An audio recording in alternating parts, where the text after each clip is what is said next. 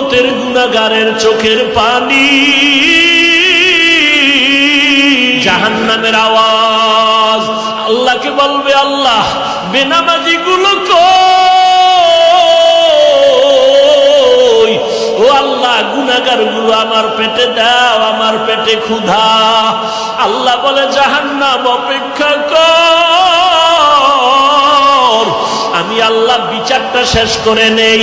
জাহান্নাম ফিরতে চায় না, আল্লাহ অর্ডার করবে ফিরিস্তা, জাহান্নামের গলায় 70,000 শিকল লাগাইয়া ধর, সামনে যেন আসতে না পারে, পেছনে ধরে রাখো। 70,000 শিকল লাগাইয়া এক একটা শিকলের গোড়ায় 70,000 ফেরেশতা ধরে টানবে।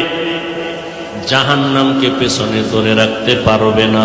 আমার মায়ার নবী, রহমতের নবী দেইখা কান্না করবে, আল্লাহ জাহান্নামের ফিরাও, আমার একটা উম্মত যেন জাহান্নামের মধ্যে না যায়। আল্লাহ বলবে, ফেরেশতা এদিকে আয়, একটু পানি দিয়া বলবে জাহান্নামের মধ্যে এটা ছিটাইয়া দিয়া দাও। ফেরেশতারা আল্লাহর হাতে কুদরতের পানিটা নিয়ে যখন দিবে, জাহান্নাম দ্রুত পেছনে দৌড়াইতে থাকবে। ফেরেশতারা বলবে, আল্লাহ 70,000 শিকল লাগাইয়া যেই জাহান্নামকে ধরে রাখতে পারি না, এমন একটু পানি তুমি দিয়েছো, সাথে সাথে জাহান্নাম দৌড়ায় গেল। এটা কেমন বরকতের পানি? এটা কি কাউসারের পানি, নাকি জমজমের পানি, নাকি আবে হায়াতের পানি, না দুনিয়ার কোন সমুদ্রের পানি, বৃষ্টির পানি? আল্লাহ বলবেন, না না ফেরেশতারা, এটা ওই পানি না, হাউজে কাউসারের পানিও না, জমজমের পানিও না, এটা আবে হায়াতের পানিও না, এটা সমুদ্রের পানিও না, এটা বৃষ্টির পানিও না। আল্লাহ বলবে, ফেরেশতা এই পানি হলো আমার বন্ধু মুহাম্মদের উম্মতের গুনাহগারের চোখের পানি। আমার বান্দা মুহাম্মদের উম্মত গুনার কথা স্মরণ করে চোখের পানি ফেলেছে। ওই গুনাহগার উম্মতের চোখের পানির এত বরকত। আল্লাহ কয়, বেশি করে কান্না করো, কম কম হাসো। নবী বলেন, এক ফোঁটা চোখের পানি ছেড়ে কাঁদো। দুনিয়ার ঘরে আগুন লাগলে পানি ছাড়া যেমন ঠান্ডা করা যায় না, তোমার আমার গুনার কারণে জাহান্নামের আগুন কিন্তু চোখের পানি ছাড়া ঠান্ডা হবে না। ও যুবকেরা, ও বৃদ্ধ বাবাজিরা, ও পর্দার আড়ালের আম্মা জানেরা, দুনিয়াতে সূর্যের গরম সইতে পারি না। বিছানায় যখন ঘুমাইতে যাই, মশারি টানাইয়া ঘুমাই, বসায় কামড়াইলে ঘুমাইতে পারবো না। গুনাহ নিয়ে কবরে গেলে মশারি কই পাবি? ওই কবরে সাপ বিচ্ছু পোকামাকড়ে ভরে যাবে।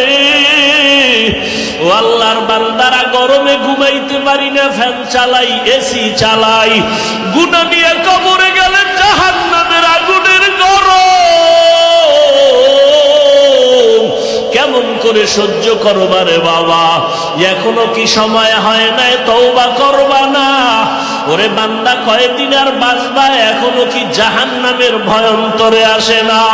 ওরে মা বাবার শাস্তির ভয়ে যদি সন্তান কান্না করতে পারে, ওস্তাদের শাস্তির ভয়ে যদি ছাত্র কান্না করতে পারে, আমার মাওলার আযাবের ভয় কি কম?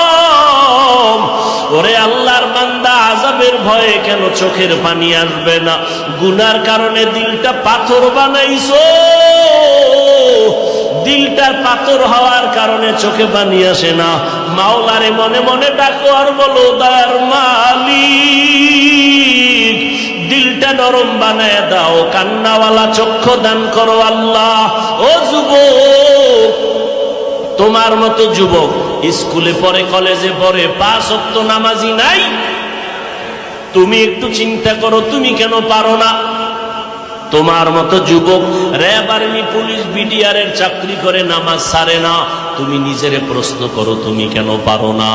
ও আল্লাহর বান্দা ও বৃদ্ধ বাবাজিরা, আপনাদের মতো কত বুড়া মানুষ যত কষ্ট হোক নামাজ ছাড়ে না, আপনি কেন পারেন না?